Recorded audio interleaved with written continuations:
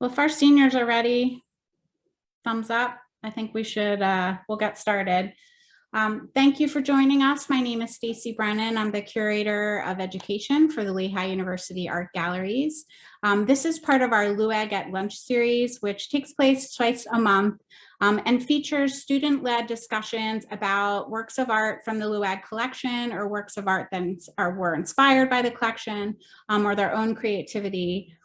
Today, we are really excited to have 4 of the seniors who are featured in our AAD Senior Thesis Exhibition talk about their work. And we will have each presenter give a little bit of a presentation, and then we'll take time for questions in between, as well as additional time at the end.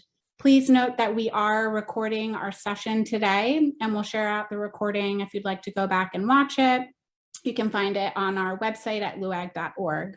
I am honored to turn the mic over to my co-presenter and colleague, Mark Wansler, who is our Curator of Collections and Exhibitions, and he's going to just talk a little bit about the project today. So take it away, Mark.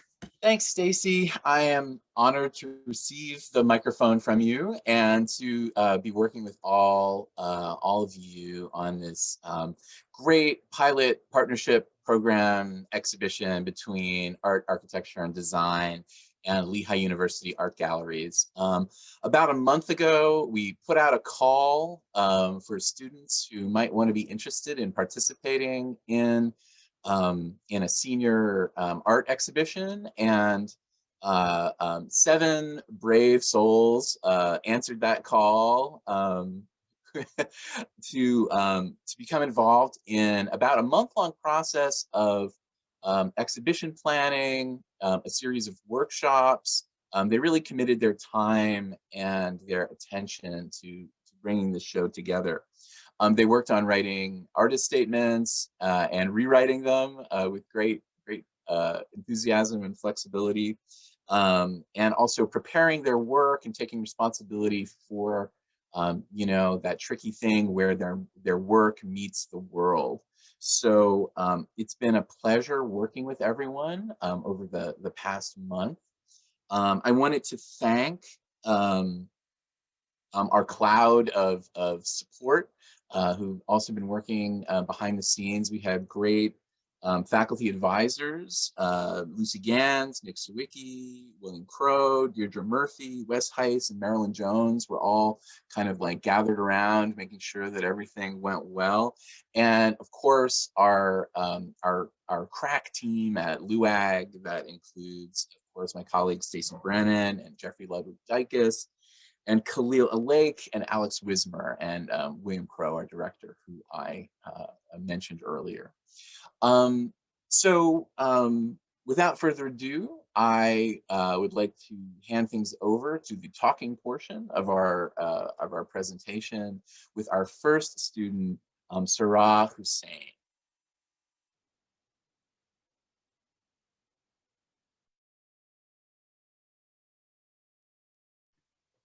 Hi, everyone. Thank you again so much to everyone that showed up. It feels super cool to be talking about my art, and so it means a lot that you came to listen in. So anyway, hello. Again, my name is Sarrah Hussain. If you don't know me already, here's a little bit about me. I'm currently a senior doing a double major in behavioral neuroscience and art, and my goal one day is to combine these interests and hopefully become a medical illustrator. And that also very much explains my art style. Oops, did my sharing go away? Sorry.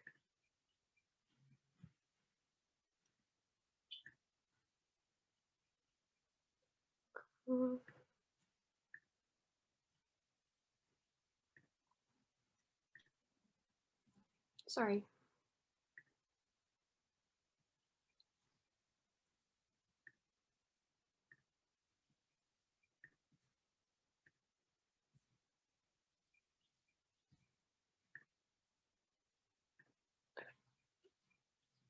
Sorry about that. So that very much, I want to be a medical illustrator one day, and that very much explains my art style.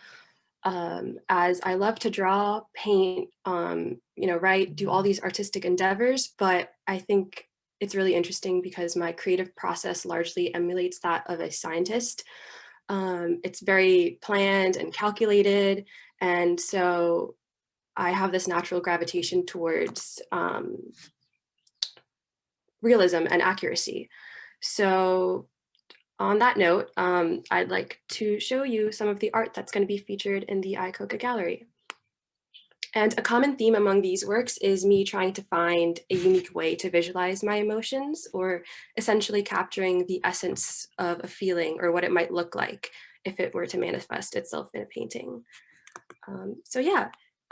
This first painting I have here is called End of the Rope, namely because it's my stress relief painting, if you will.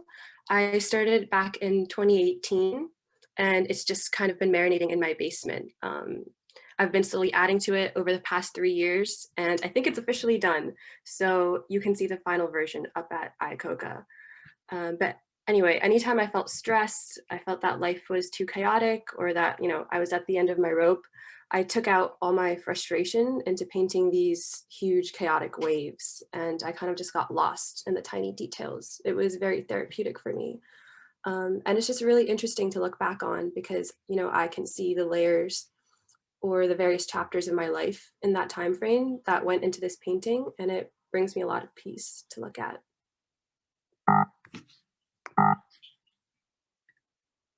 And these are some detail shots. So yeah. The next one also has a funny story, actually. So this painting is from when I actually first started learning how to oil paint with Professor Murphy back in spring 2020. And then halfway through that semester, COVID hit, and we all got sent home. And the first time I had an in-person class since then was this spring, a whole year later. And so I went up to Building C this past February for the first time, and I saw this. It was the whole place, all of Building C was, completely left untouched, abandoned. It was just covered in dust and spiders and lanternfly carcasses. And the orange was in the same exact spot a year later, just completely dried out, rotten, solid. And I think the original painting had this, eerie, unfinished story type quality to it. And then this just really confirmed that. So then that's why I named it Days Will Pass.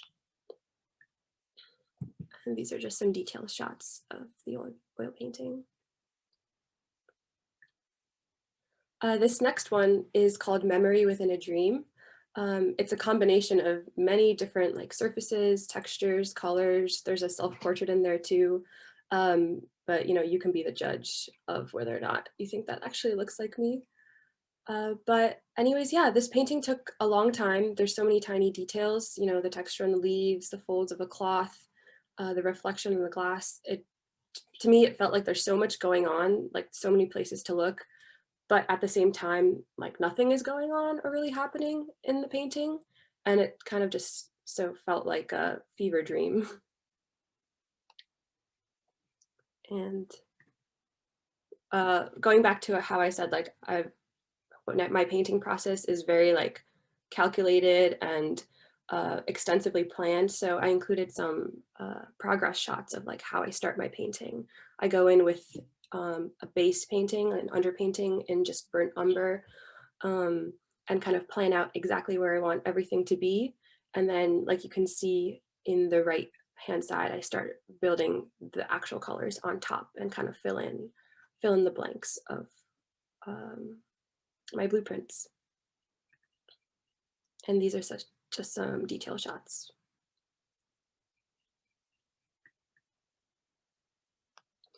And last but not least, this is my painting called Untethered. It's my biggest oil painting and also the most different compared to my usual style of painting. It was inspired by a lot of things. My intense emotional and spiritual growth this year, the beauty of the human body, and the obsession really that I have for human anatomy and physiology, and just the experience of connecting with the universe and one's higher self. And so I wanted to capture that transparency and physicality of the human experience, and also how those non-physical experiences, the emotion, the motivations, the passions and failures and triumphs that we have, that are all forms of energy that we can use and reflect on, kind of to achieve self-actualization, or like internal harmony, as Maslow would say, and maybe even connect to something beyond our understanding. And yeah, these are just some detail shots as well. This is like the vascular system. Everything is accurate. So I looked at diagrams of the human body and the vascular systems to make sure everything was as accurate as possible. And yeah, those are the pieces that are in my exhibition. Thank you again for listening in. And if you have any questions, please feel free to ask. And if you want to see more of my artwork, shameless plug, that you can follow me. That's my hat. So yeah. So we'll take questions from the audience. You're welcome to put them in the chat box, or you're welcome to unmute yourself. I'll just say, Sarrah, I follow you on Instagram and really enjoy watching your process. It's actually really a nice stress reliever for me. So thank you for sharing that. Thank you. I appreciate that. Sarrah, do you ever enter into the creative process without a plan?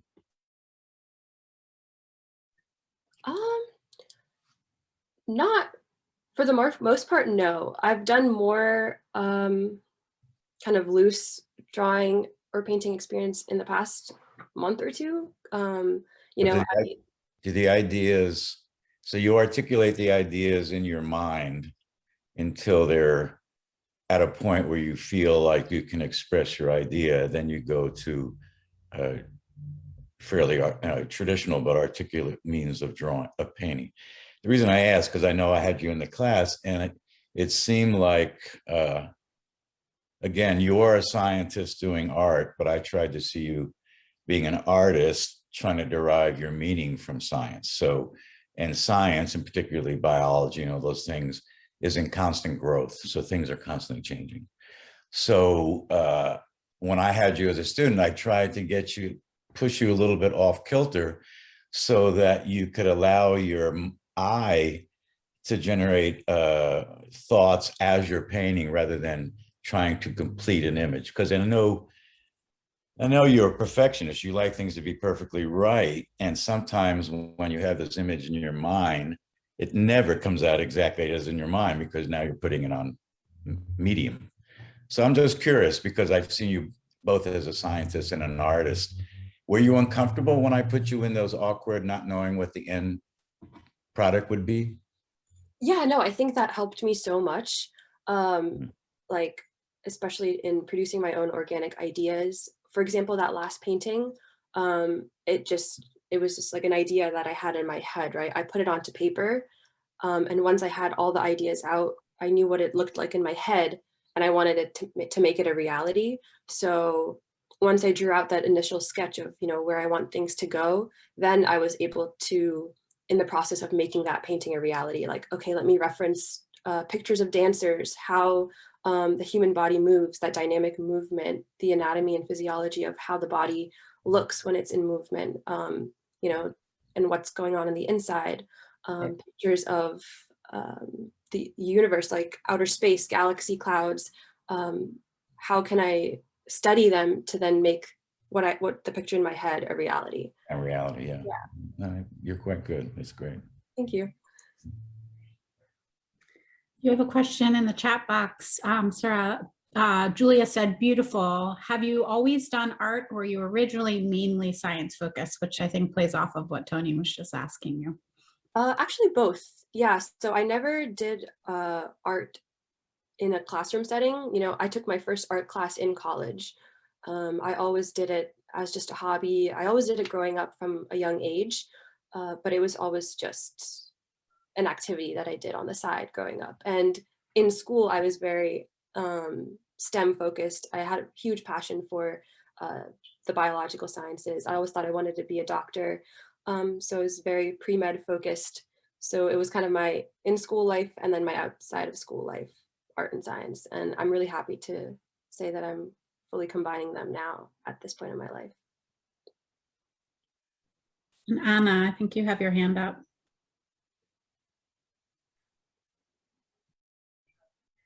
There she is.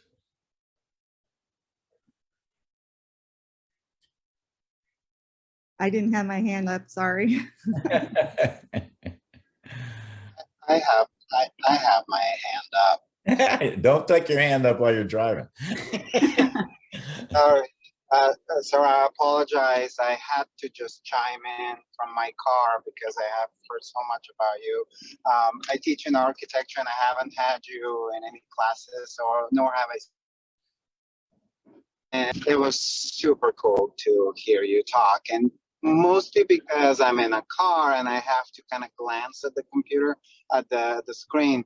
I was able to kind of like juxtapose the images to your speaking, and while your narrative was fairly continuous, I was forced to seek continuity among your pieces of art. And at first glance, you said that they were different, and one, especially the last one, was the most different. But I actually thought that yes, the subject matter perhaps is, and the style is different, and the kind of the sets that you are painting, whether they're dreamscapes or they're actual pots and oranges, may be different. There is a certain kind of morphology to how that's consistent. You know, the waves, the drapery, and the still life, and the abstract backgrounds for the vascular painting. I was wondering, like, you're a planner, so you yourself proclaimed planner, and I would say that, yeah, we all like to think we plan things. I'm a planner myself, but how the plan plays itself out is as much a part of a conception, or maybe less part of a conception and more of a product of the process. And your process is extended, in one of the instances, 3 years. Are you sure how do you maintain control over your process? Is that a concern for you? That's a very interesting question. I guess going back to also what Professor Viscardi was asking, like how constrained do you let yourself become in the planning process? I guess the reason I find myself doing that is because once I get everything out of the way, in terms of, I have this idea, I know how to make it a reality, what the anatomy, the proportions, the perspective, putting in those base layers, that underpainting, kind of mapping everything out. Once that's there, I don't have to think anymore. I don't have to worry about whether this is looking correct or this is looking the way I want it to as I'm painting. I don't have to really adjust or be stressed about, is this looking right? Is this off? Not even just from an emotional or, perspective of, how the painting looks overall, but just, sometimes just something doesn't feel right. You have to adjust and fix a mistake. So the more I get out of the way in the beginning of just the kind of housekeeping of how to start a painting, I feel really relaxed, and I just get into this flow state of painting and filling in, and then whatever happens after is just up to my creative, decision making as I take the painting where I want it to. So I definitely would agree that I have a lot of planning in the beginning, but I think the reason I was able to work on one painting for so long was every time I came back to it, I was in a different state of mind, a different point in my life. I had things I wanted to add, but I could do so without worrying that I was, I had to fix something or something wasn't looking right. It was just a matter of adding what I felt it needed to add. Yeah. Thanks. Oh, that's great. It's mostly in oil, right, Sarah? Yeah, all these pieces were in oil, which is a fairly new medium for me. I've only been oil painting for a year, but I've learned a lot because of Professor Murphy. So Yeah. she gets all the credit. Oh no, you get all the credit, but I just want to congratulate you. And it's remarkable, the portfolio that you put together. having only really, as you just said, painted in oils for a little over a year. I mean, last year and this year together, you've been completely like rocket fuel and you self-ignited. So congratulations. It's just absolutely remarkable to see your growth. There's a couple of things I know, this is your senior show. And so, it's wonderful to talk about your process and learn about where you've been, but you're graduating. And so now where are we going, right? So you're going on to grad school, correct? Yeah, it's super exciting. So actually we'll be here at Lehigh one more year. I'm going to be pursuing a master's in business and management. Wow. That was the one field that I was like, if I had the chance to go back to school, what would it be? It would be business, because I'm really interested in economics and, entrepreneurship and stuff. So that's wonderful. So you're going to be with us for another year, on the kind of peripheral now as a graduate student, but you need to come back and visit, and you can be a visiting critic. So how do we, help foster your studio practice, beyond senior year and then beyond graduate school? And I think two words are sticking with me, fever dream and flow state.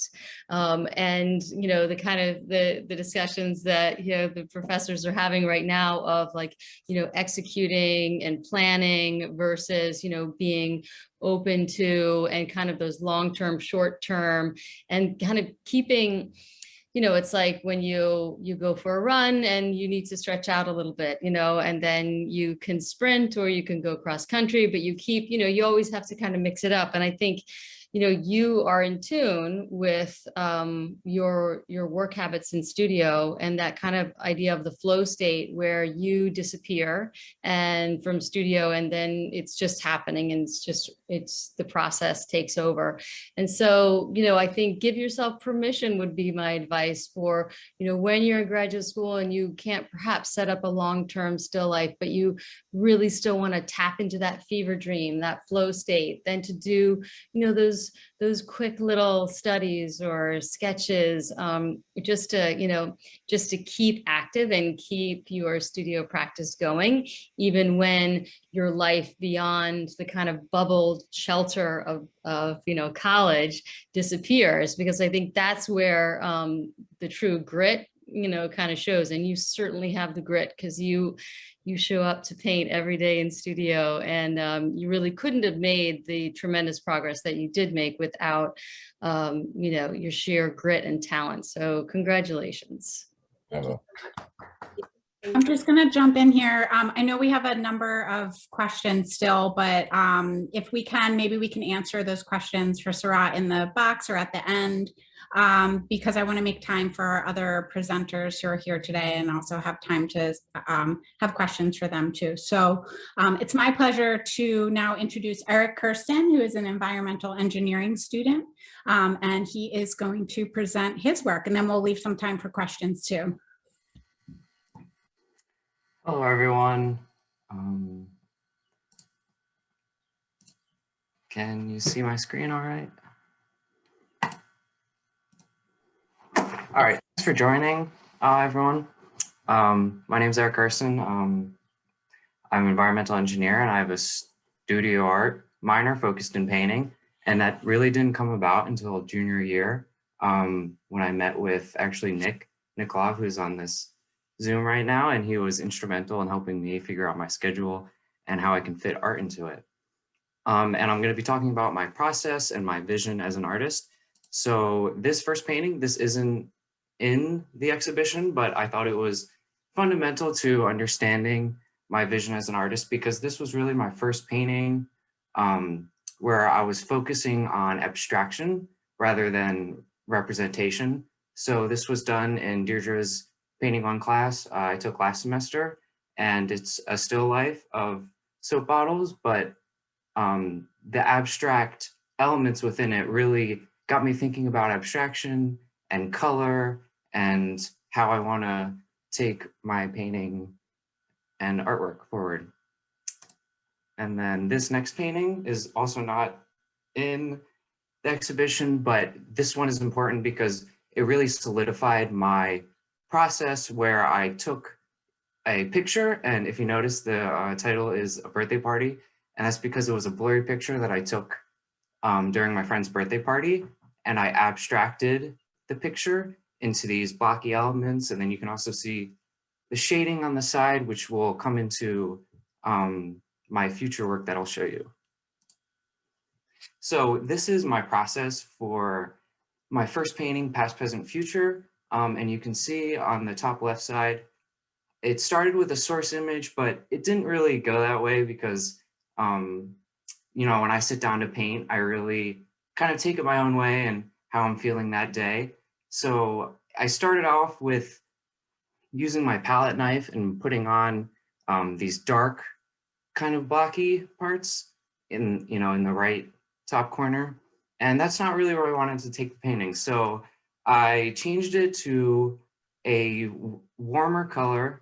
And you can still see the elements of the blockiness, but then also the faded bottom and the faded top. And it came to the point at the bottom right corner where I'd been working on this painting for a while and I was happy with it.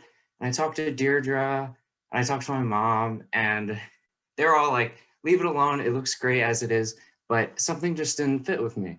So I worked on it some more and I really developed this painting focused around time.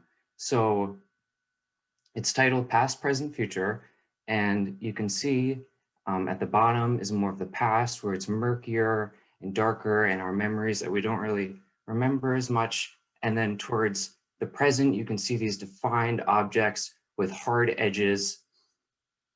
And then in the center stripe, you can see truly the present and the time that we're living right now. It's a temperature change, so it's cooler and you can see exactly where we are in life. And then going towards the future, we have a more brighter, saturated orange and red tones. And then my next painting, this is where my process really took hold.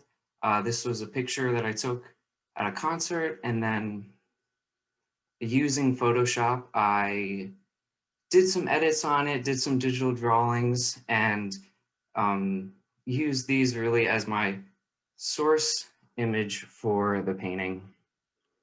And then this is process shots of my painting. I really wanted to focus on a cool tones for this painting to contrast the other one, which is really warm tones, and focus on that bright yellow ring that's from the burst. And what's cool about this was one of my goals for taking the studio art class and for doing this exhibition was I wanted to really develop my own language as an artist.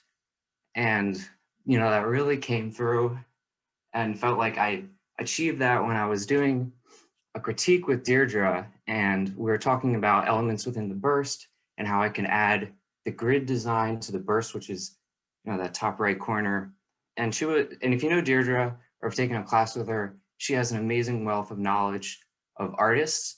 And during the critique, she was like, you know, I can't really find a mentor artist for you right now because what you're doing is really your own style.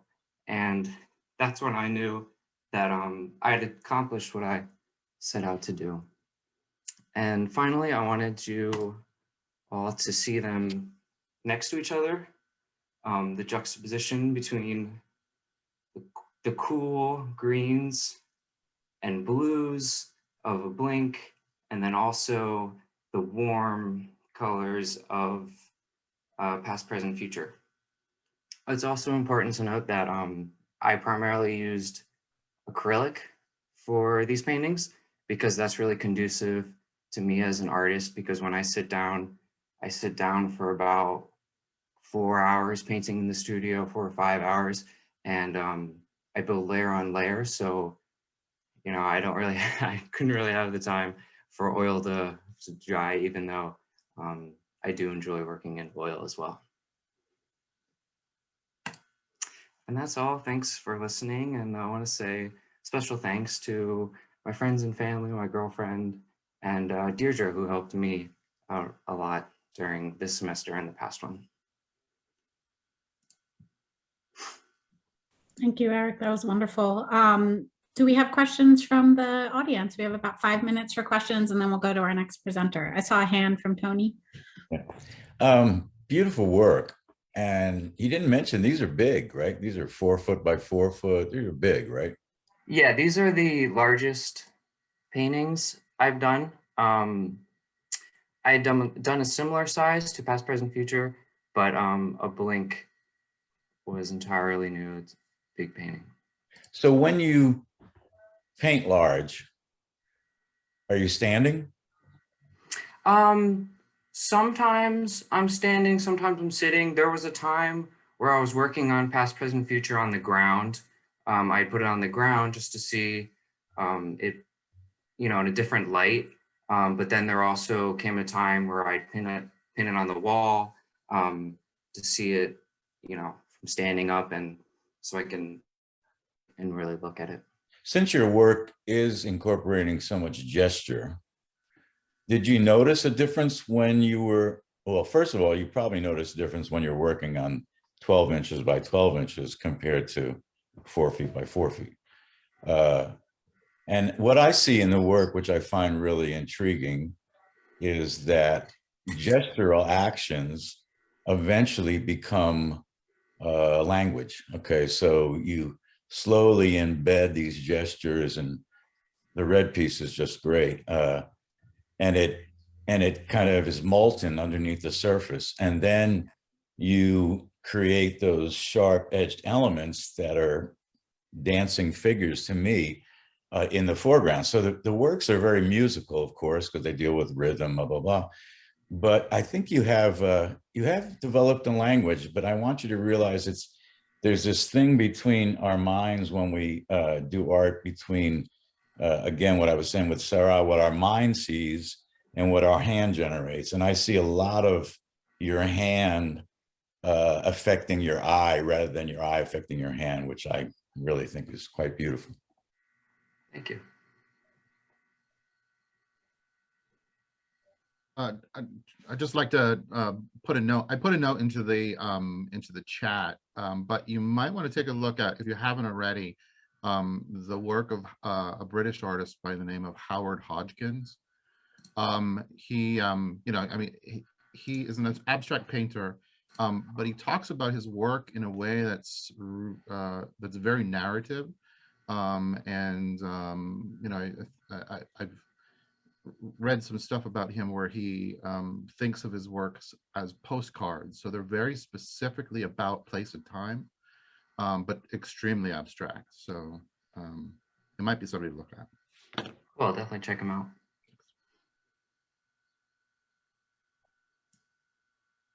That's a great suggestion. Right. Eric, I just saw in front of everybody here, I wanted to just clap with both my hands for the, like the paintings you showed are new to me. I always knew that you were up to something in C1, but I hadn't seen.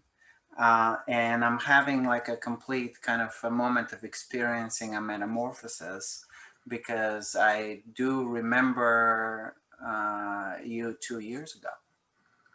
And,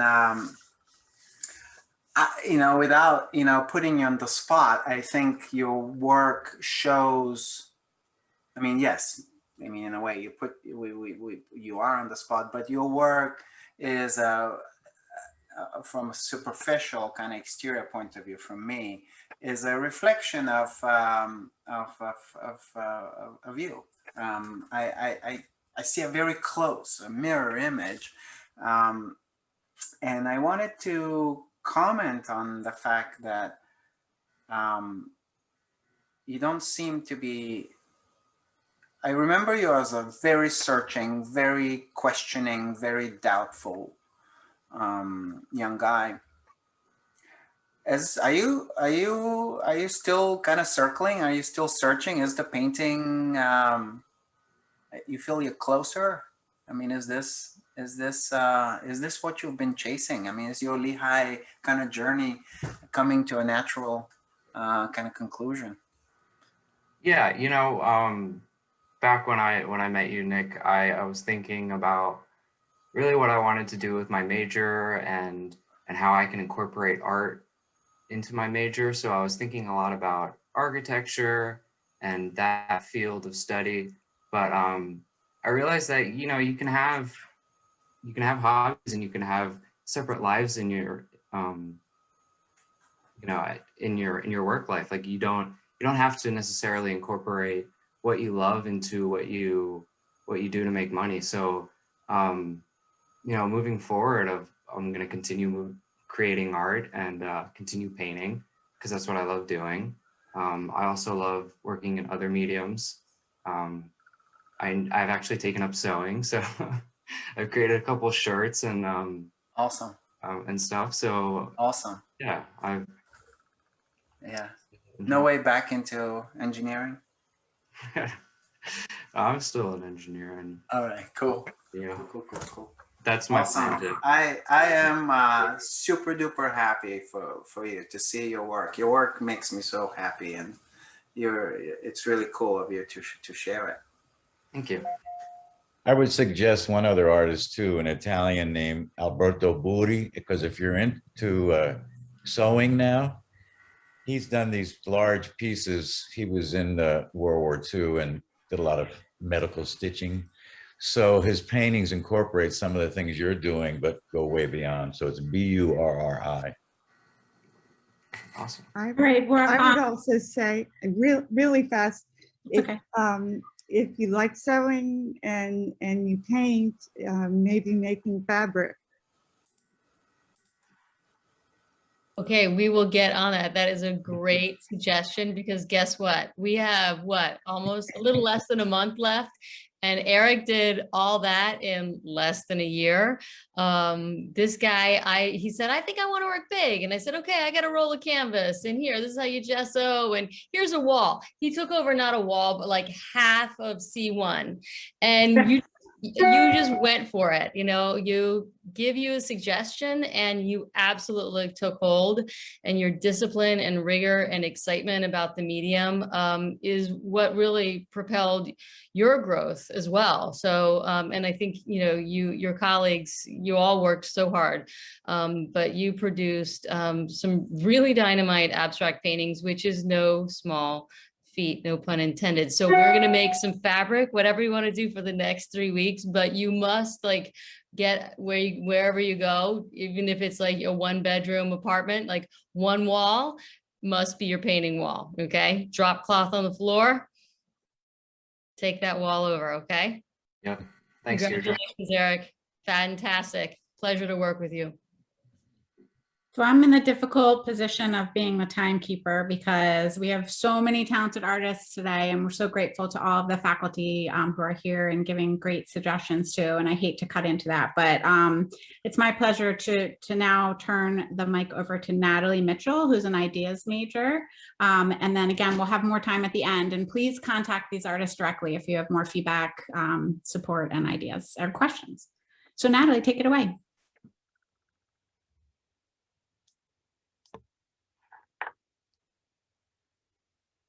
Hello. So yes, my name is Natalie. I'm an ideas major, but I'm studying mechanical engineering and product design.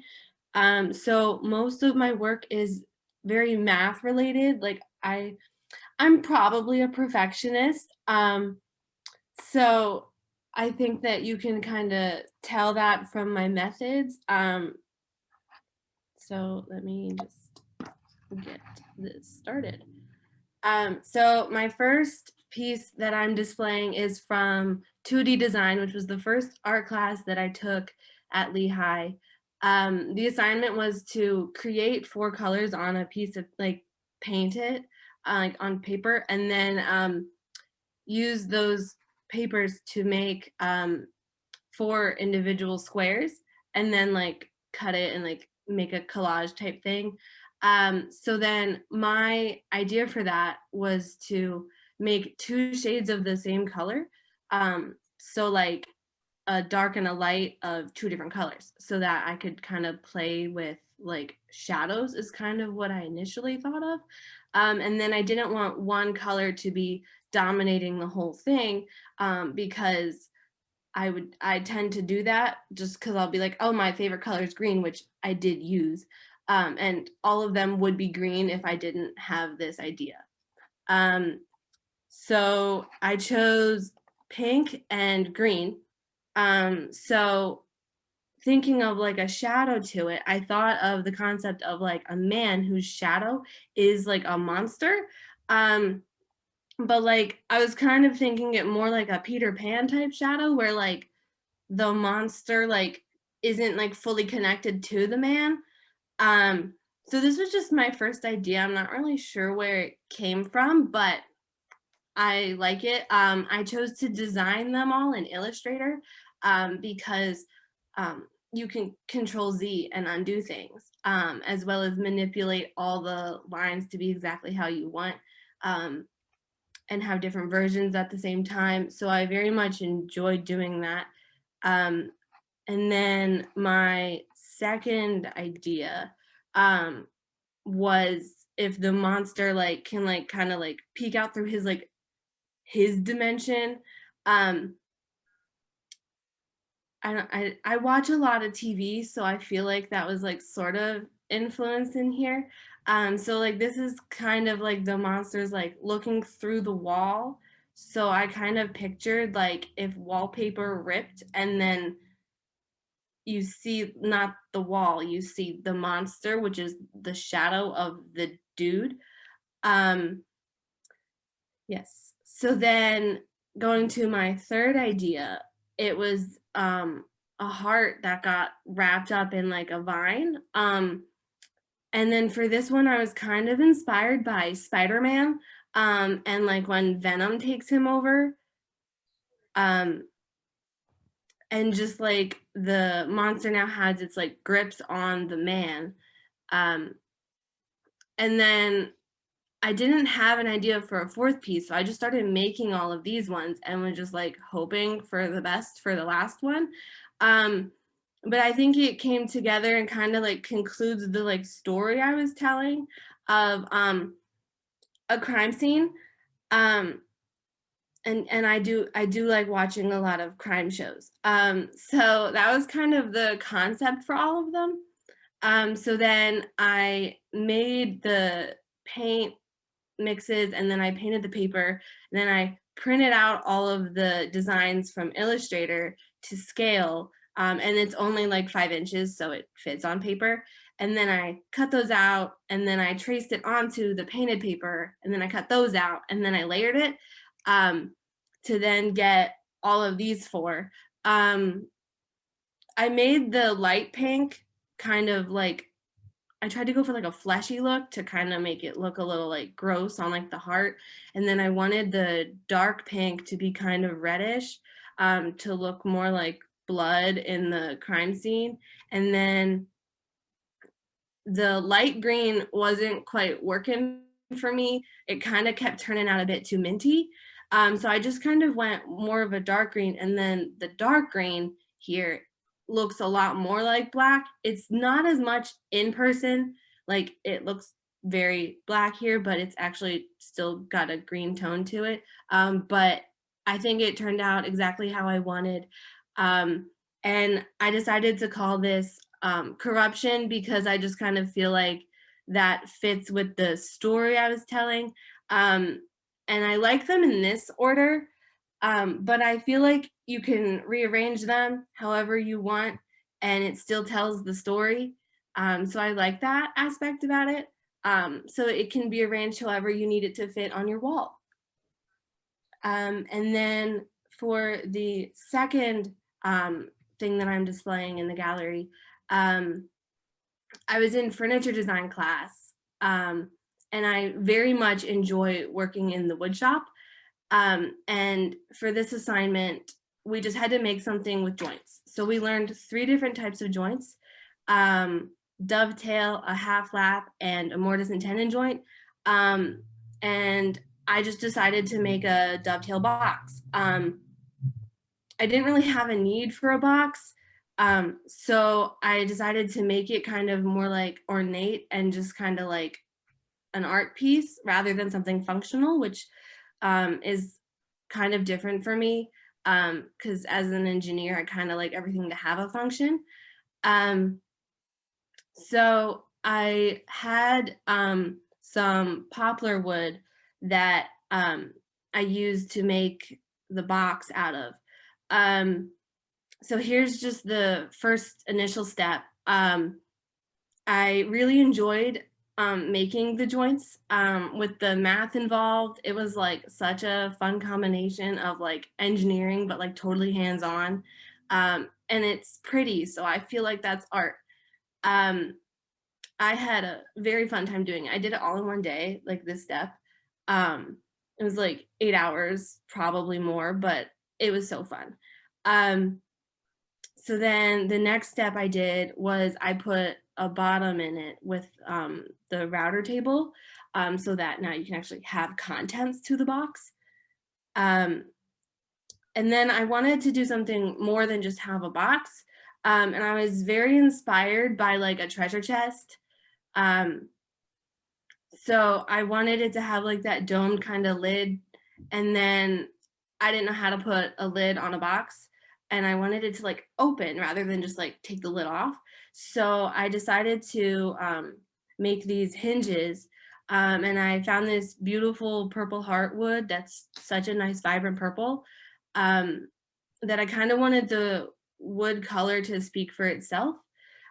So I just added a couple like curves to it. And it's, I don't know, I just feel like I found the good balance of it being simple, but still actually have like a design to it.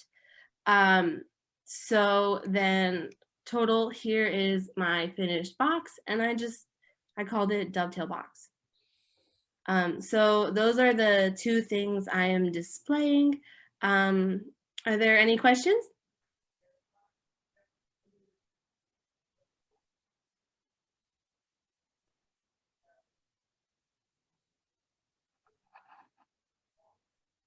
Natalie, those joints, or the the dark joints, make me think about the claws of those creatures in your other drawings. I wonder if you have any thoughts about that. Yeah. I didn't intentionally do that. But I do see what you're saying there. I wanted just like a simple curve to the joints here. Wait, do you mean the hinges or? Yeah, the hinges, Okay, the yeah, way they kind of like grab yeah. the box. Yeah. I like that. I didn't do it intentionally, but I think on some level that design probably is still like in the back of my mind. So I think it like kind of like came out a little bit. Thanks. Mhm. We have a question for you in the chat box. From Julia, do you think that this project, which incorporates art, will maybe inspire you for future engineering projects? I think so. I very much enjoy making things look like with engineering. I feel like sometimes they forget how to make things look nice and be also like user friendly at the same time, which I feel like goes in with art. So I think it will help influence my engineering, because if you can make it look nice, why not? Then you don't need to like hide it behind some like plywood or something. Like if you made your engineering look cool, then you also accomplished like architecture, and people will want to keep that for longer. Definitely. Thank you very much. All right. Well, I'm going to keep us moving here just because we're running out of time. Nick, I saw your hand went up. Well, we could take one more question and then we'll go to our next presenter. Yeah, only if we have time. Just a quick question, Natalie. Thank you for sharing your work. I really like seeing how you switch between mediums. right? And disciplines also. And to me, that's a clear success. I really applaud you for like doing this and trying to do it. We all do, and we all struggle with it. I was wondering if you can,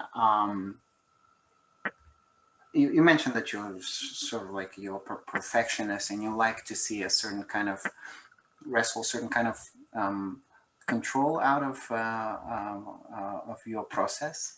And I was wondering if you can draw parallels. How do you see, are there lessons, the do's and don'ts, preferences that you have had in the moments of painting that have translated into the kind of like project about the dovetail box? Like, are you using two separate parts of your brain, or are they actually the same? You know, are there overlaps in those questions? Yeah. Oddly enough, I found that like the math side of my brain is actually better at art than the creative side. Not sure how, because I feel like that's not how that works. But I'm learning more how to use like other mediums right now. Like I'm in sketchbook class with Amy. So I'm working more on like developing my drawing skills, because that's also why I chose to use Illustrator, because you can Control Z if you don't like how things look and undo things, and have different versions. But I feel like because I do so much math before I start doing my stuff in the wood shop, I don't need the like Control Z option of like undo. And like I'm so focused on that, and I think it also helps that like you're focused on not like you're focused on safety as well, so like not hurting yourself in the wood shop, that the level of focus there is like higher, that I can get it to the level of perfection that I want it to be at. So I'm still working on other mediums of learning them, like painting and stuff. Cool. Thanks. Congratulations. Thank you. Thank you, Natalie. So it's my pleasure now to turn it over to our final presenter, Viola Yu, who is a design major. Viola, take it away. Thank you. Sorry, I should mute. Here we go. So for those who don't know me, my name is Viola Yu. I am a design major with a minor in studio art here at Lehigh. I did get a prior degree in science, so I'm headed towards medical illustration, just like Sarrah. So I did kind of like a series a little bit different than everyone. So I created all this work for this show specifically, and I called it The Self During Unprecedented Times. So it's really focusing on like my personal experience with the pandemic. So the pieces here we have are actually pieces in the show that I digitally altered a little bit. It's just so like, this is again, how I am feeling, and I'm sure other people are too, with like everything being remote and digital, and you're not feeling like quite right? So let's get started. So, oops, talking about COVID, I did very literal interpretation first. So I did some embroidery, since after the whole panic of the pandemic kind of settled down, people stopped bulk buying toilet paper. Everything was a little bit shut down and kind of got quiet, at least for me. Like I had the privilege that I had the ability to self-quarantine and have places for that. So I kind of found myself having a lot more time than I usually do, since like school wasn't in session, jobs weren't like working, we're all working from home. So I found myself being like, what should I occupy my time with? And there's always an activity that I wanted to start, embroidery, but it always took so long. So I found this was a perfect opportunity to start in this medium. And I found it was interesting because these pieces are about 7 inches diameter, so they're kind of small. but they took hours. If I just drew or painted these, it would have taken far less time. But I found that like it was a little meditative, you know, sewing each like little bit of color in. And I was like thinking about it while I was sewing, about the parallels between what I was doing, creating a very small piece that took a lot of time, and things that were happening around us. Like COVID is such a small virus, but it has such a long impact and such a large impact. So something so small can have such a great reach of ability to affect things. And then on the other hand, like I know I simplified, this is a problem, this is a solution, but to me, like the vaccine is part of the solution, right, to what we have.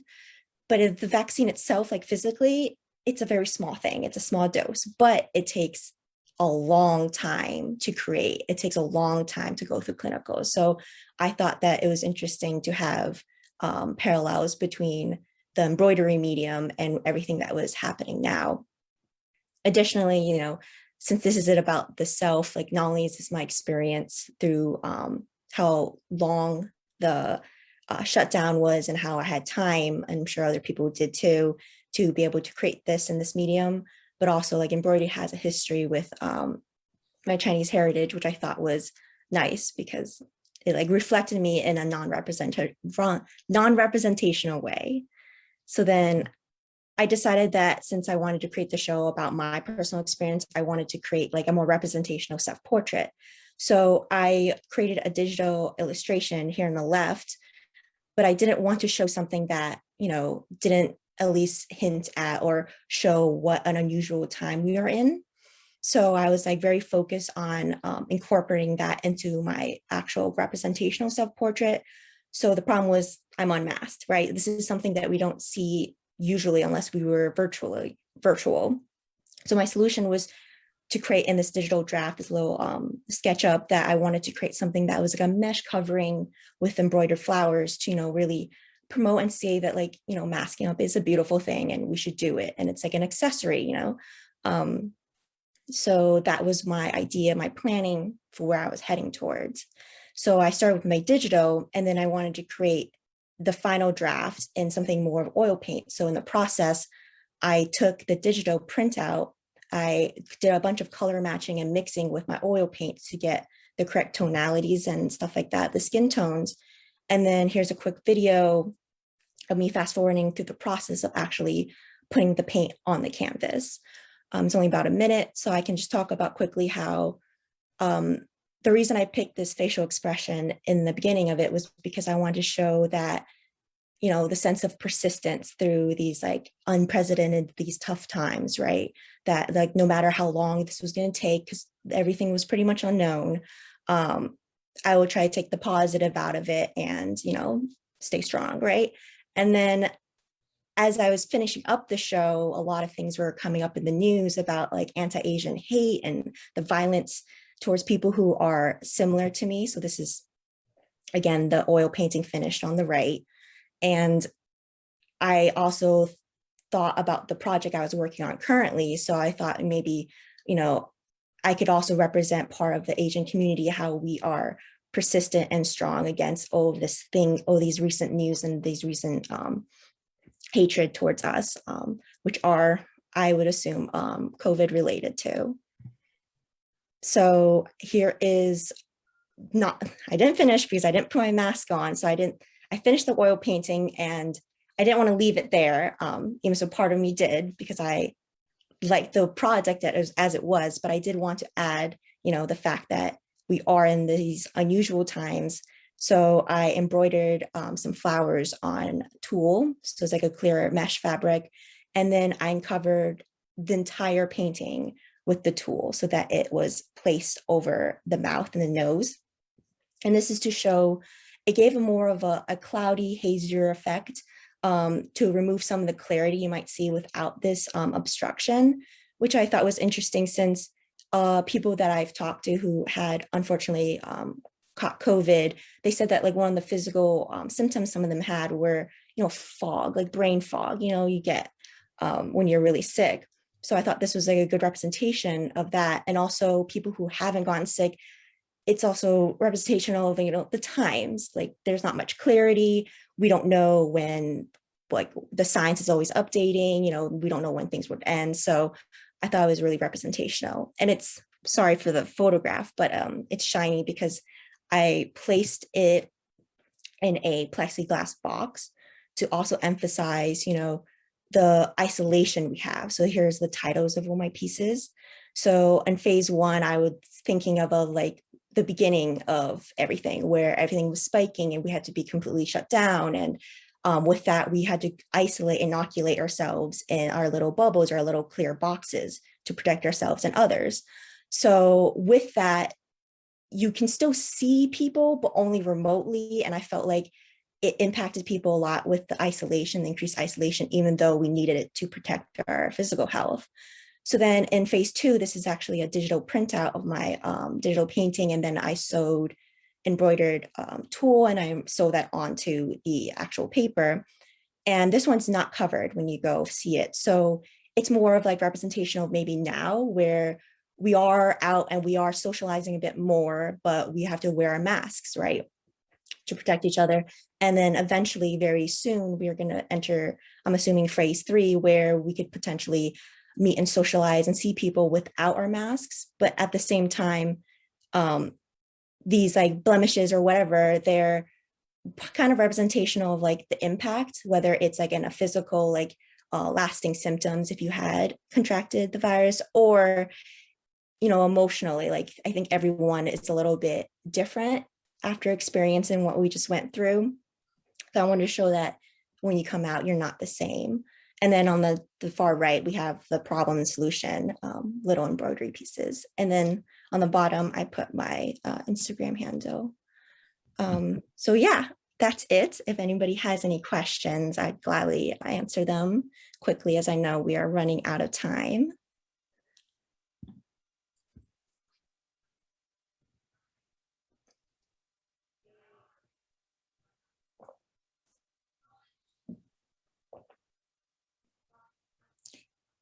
On the piece that you, can you hear me? Let me see. Yeah. Yep, we can hear you. In the final, on the third piece, where you're showing samples of when you were going to make the painting, that piece really intrigued me, not so much as a stepping stone, but as a final product, because now the virus is manifesting itself in a non-figurative way. So a virus is something that multiplies and takes over the host and all that stuff. So when I saw that one with your little dabs on it, it really intrigued me, because I'd almost like to see the virus take over the image. And so what we have on the third image, where you take off the mask, we have you, but you underneath are now different, like you said. So it's as if I took off my mask and I didn't have a beard or a mustache, you know. So I find that really intriguing. So do you see phase three as a final piece or as a process piece? So I think my feelings and how I saw everything evolved throughout the process. So I was originally only focused on completing phase one and that being like the main product of the show. But then when I placed these work in progress, phase 2 and 3 together, I thought it made a lot of sense and created a narrative and a story that I liked. And it was interesting because phase 3, yes, I originally saw that as like an uncompleted, you know, this is a work in progress, could be interesting. But the fact that I created these all the same size. So there's no real like social like hierarchy of like size of like, this is the most important, this is large. So they're all kind of equal. So I do like that.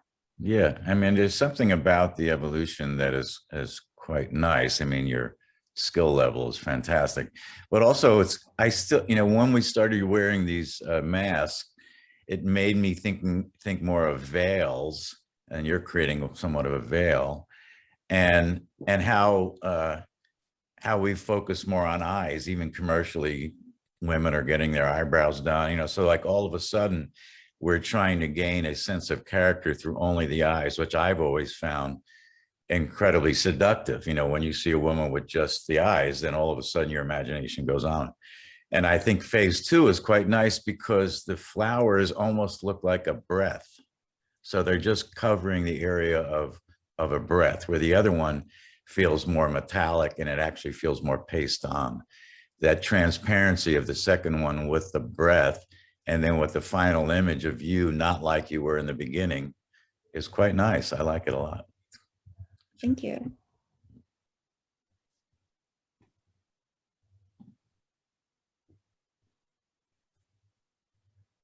I think the superimposition of the phase 1, 2 is great, with the man sitting in the background, because now you're within an isolated cell with the rest of the world.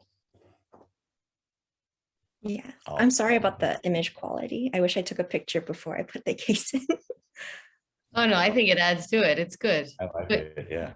And you'll get good installation photos, I'm sure. We'll make sure of that. Well, I just think that this is a tremendous body of work, and that you created it specifically for the exhibition is a wonderful professional practice. I mean, you're on your way, because this is what if you choose to go on to be a professional artist, this is what you will have to do. You'll have a deadline of an exhibition and you'll have to rise to the occasion, and you certainly did here. And I just see this kind of you were so courageous, and you weren't afraid to just reach into these unknown territories of embroidery, meshing the digital with the painting. My next question to you would be, would you, now that you've pierced your phase 2 by, actually putting the mask on, might you then in phase 3, or if you printed out a phase 4, like physically pierce and embroider onto your image? Could you, continue to kind of take this journey as we kind of climb out of COVID, and see if you can, merge the two of the painting and the embroidery together? It'll be really interesting to see where your work takes you. But it's been such an honor and a pleasure to really have worked with you for, again, only 2 years. This is just remarkable. Congratulations. Thank you. I think we have time for maybe one more question, if anyone has one. I have to check out, but I want to say, Deirdre, you did an incredible job. I want to take your oil painting class, so I want to take your classes, Tony. Okay, so we'll trade. Perfect. I don't have a question, but I just wanted to, mention this to Viola. It's really interesting to hear you talk about the materials that you're engaging with, and how you're connecting those with psychological representations of self. Years ago, in almost another lifetime, when I was a high school art teacher, I had this ongoing project with my seniors. It was this psychological self-portraits with non-traditional materials.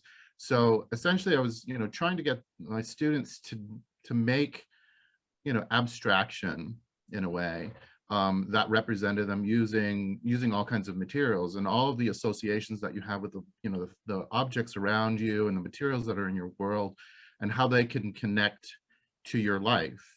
And I really applaud your investigation of these different materials, and how well you've been able to incorporate those sort of changing and morphing and evolving process that you're working through, and how those things really come through as being very, very connected to your self-identity, and how those materials and those processes are actually very important in creating those self-portraits. So I applaud you in your efforts.